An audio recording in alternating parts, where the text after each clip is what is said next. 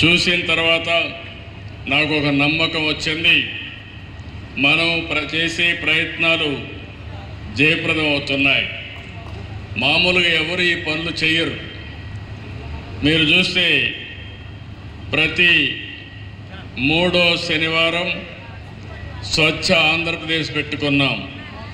కొన్ని అనివార్య కారణాల వల్ల ఈసారి మాత్రం 4వ శనివారం పెట్టుకున్నాం. 7 నెలలుగా ఈ కార్యక్రమాన్ని చేస్తున్నాం. నేను చాలాసార్లు మీకు ఒక మాట చెప్పాను, స్వర్ణ ఆంధ్రప్రదేశ్ కావాలంటే ముందు మీ ఆలోచన విధానం మారాలి. ఇప్పుడే సురేష్ గారు చాలా స్పష్టంగా చెప్పారు. మనందరిలో ఒక విషయం మనం గుర్తుపెట్టుకోవాలి, మన ఇంట్లో చెత్త తీస్తాం,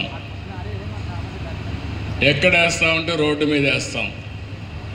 అంటే ఇల్లు మంది, ఆ రోడ్డు మాత్రం మంది కాదు.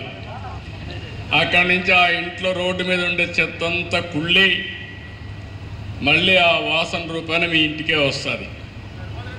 అంటే అంటువ్యాధులు రావడానికి మీరు చూస్తే ఎక్కడికక్కడ ఈ చెత్త ఇవన్నీ కనీసం మనం వాడినటువంటి మురుగునీరు కూడా బయట పోనీయకుండా మన ఇంటి ముందరనే ఉండడం, అక్కడ పురుగులు ఇవన్నీ తయారు కావడం, దీంతో అనేక అంటువ్యాధులు వచ్చి చాలా ఇబ్బందులు వచ్చే పరిస్థితి వచ్చింది.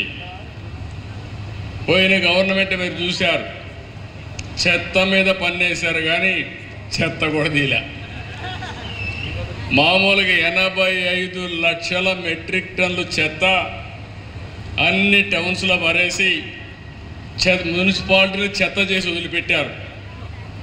ఈరోజు ఈ ప్రభుత్వం ఒకటే ఆలోచించాం, మా మంత్రి చెప్పాను, మా డిపార్ట్మెంట్ చెప్పాను, అక్టోబర్ 2వ తారీఖు నాటికి 85 లక్షల చెత్త చెదారం ఏదైతే మున్సిపాలిటీస్లో ఉందో అన్ని క్లీన్ చేసే బాధ్యత వాళ్ళకి అప్పచెప్పాం.